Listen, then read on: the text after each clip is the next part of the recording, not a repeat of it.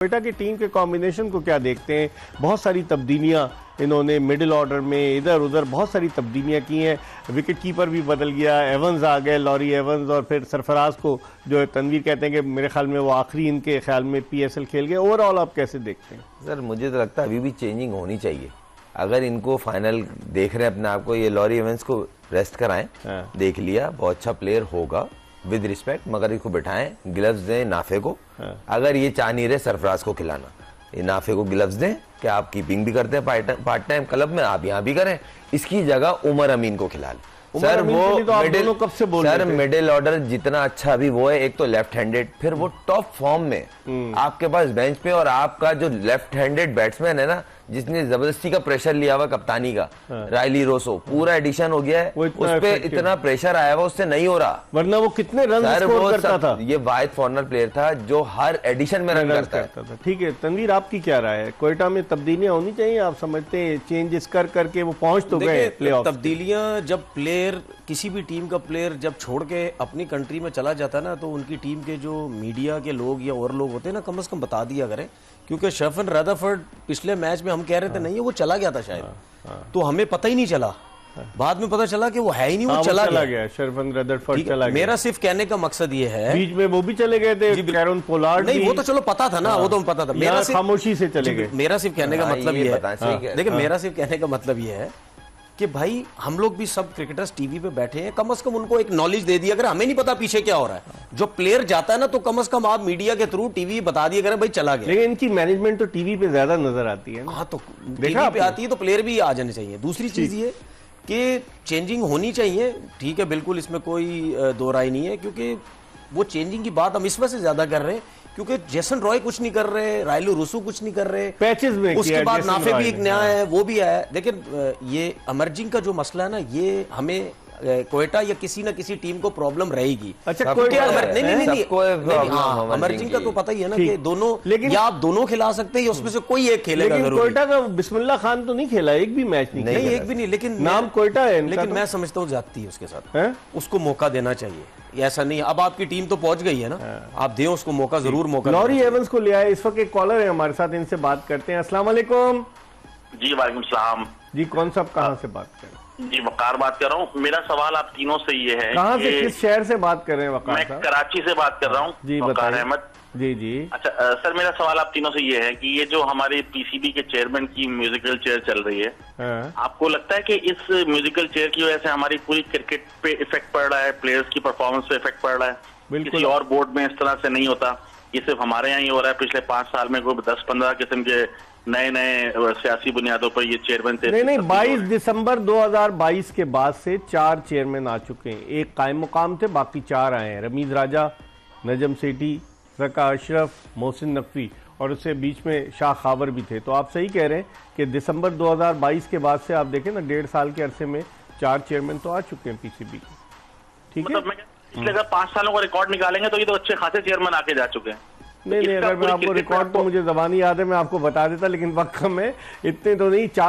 एहसान मानी ने अपना टेन्योर पूरा किया, सिर्फ रमीज राजा 1.25 साल रहे, और उससे पहले जो थे, आप देखें एहसान मानी से पहले जो अपने जो इंतकाल कर गए एजाज भट्ट साहब, उन्होंने अपना टेन्योर पूरा किया। ज़का अशरफ और नजम सेठी की चलती रही, शहरियार खान ने अपना टेन्योर पूरा किया, ऐसा है नहीं। बहुत बहुत शुक्रिया वकार साहब।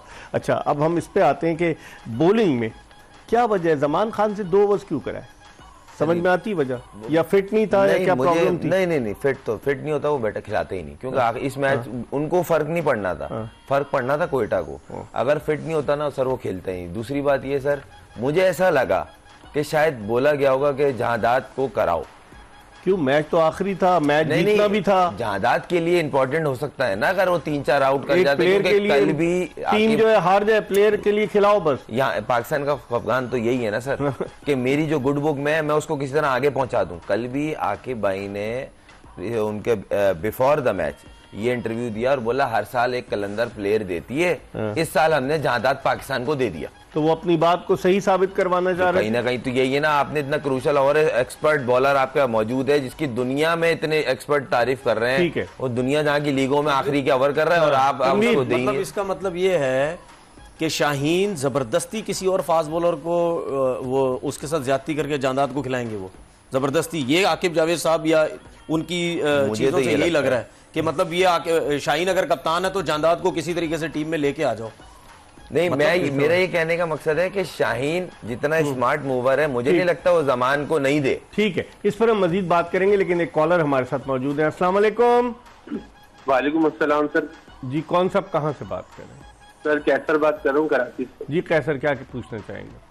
सर मेरा सवाल ये है कि कराची के लड़कों के साथ क्यों नाजायज किया जाता है इतना ना, जैसे हमारे फास्ट बॉलर्स हैं कराची के क्यों नहीं आते, ओपनर्स हैं कराची के क्यों नहीं लेते ये लोग? अच्छा, ये तो अब उन लोगों से पूछें जो कराची की क्रिकेट को चला रहे हैं कि आवाज़ क्यों नहीं बुलंद करते। आपकी बात बजा है कि टैलेंट कहीं का भी हो, चाहे कराची का हो, चाहे लाहौर, चाहे पेशावर, चाहे मुल्तान, अगर वो टैलेंटेड है तो उसे पाकिस्तान की सब कैप उसके सर पर सजनी चाहिए। लेकिन ये बदकिस्मती है, ये अलमिया है। क्या कहेंगे तनवी? मेरे ख्याल में आपका पसंदीदा मौजू उन्होंने छेड़ दिया। बिल्कुल मेरा पसंदीदा मौजू है ये। अच्छा, बिल्कुल सही बात इन्होंने बोली है। मैं हमेशा बोलता हूँ कि सिवाय आजम खान के कोई भी मुझे पाकिस्तान का प्लेयर बता दें, चाहे करंट है चाहे पहले जो आ चुके हैं, सबकी सब 10-10 साल खेले, 8-8 साल खेले, ठीक ठाक परफॉर्मेंसेस दी हैं, तब पाकिस्तान टीम में आए हैं। अदरवाइज उनको आराम से पाकिस्तान टीम में नहीं चांस दिया जाता। खुर्रम, क्या कहेंगे आप? नहीं, नजर आ रहा है उन्होंने सर खुला है, और मैं तो सिर्फ इतना बोलूंगा, ज्यादा नहीं, बहुत बड़े नाम है हमारे, विद रिस्पेक्ट। इंजी भाई ने प्रेस कॉन्फ्रेंस में कहा था कि भाई मैं कप्तान नहीं हूँ, जो कप्तान है ये सवाल उनसे पूछे, लड़का वहां का क्यों नहीं आ रहा, तो बोलती बंद हो गई थी।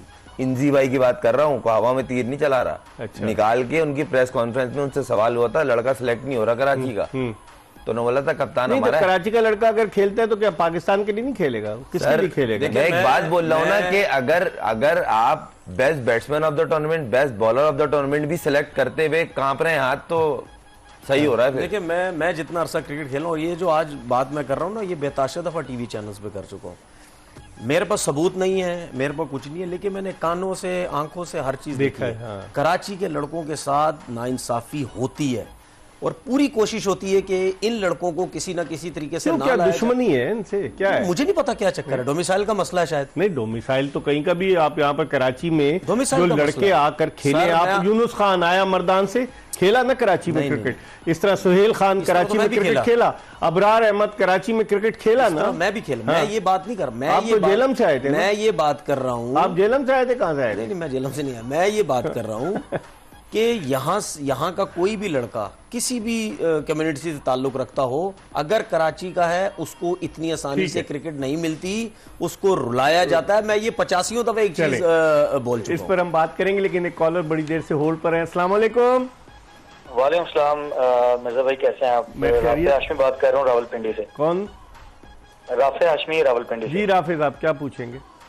सर सबसे पहले तो आप सबका मैंने शुक्रिया अदा करना था, आप लोगों ने मेहरान के लिए आवाज उठाई, स्पेशली खुर्रम भाई, उन्होंने जिस तरह से उसको सपोर्ट किया और आज उसने प्रूव भी किया अल्हम्दुलिल्लाह। तो आप सबका एक तो शुक्रिया मैंने अदा करना था। आप कोच तो नहीं है मेहरान मुमताज के? कोच तो नहीं है? जी मैं कोच हूँ। देख लें आप कोच कैसे पकड़ता हूँ मैं। अच्छा, बिल्कुल बिल्कुल। अच्छा, तो आप सबका शुक्रिया एक तो अदा करना था मैंने, और ऐसे ही बस सपोर्ट करते रहे। और आपको कैसा लगा थोड़ा सा उसके बारे में बताइएगा कि वो। लेकिन आज कोई कह रहा था कि पिंडी की विकेट का वो एक्सपर्ट है मेहरान मुमताज, उसने गेंदें बहुत अच्छी की, नो डाउट। मैं इन दोनों से पूछता हूँ, बहुत बहुत शुक्रिया आपका।